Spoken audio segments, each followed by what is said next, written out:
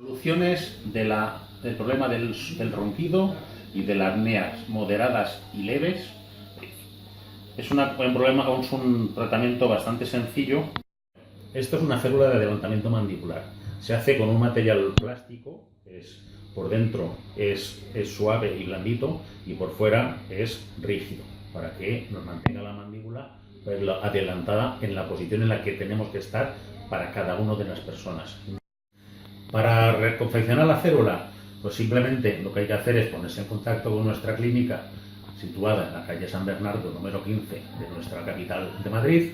Se pide una cita, se viene, se habla del problema, se comprueba, se ve el estado de la boca, se hace un estudio radiográfico por el que no se cobra nada. Lo único que hay que hacer es pedirnos una cita, hablar y una vez que hayamos hablado, ver el problema y solucionarlo.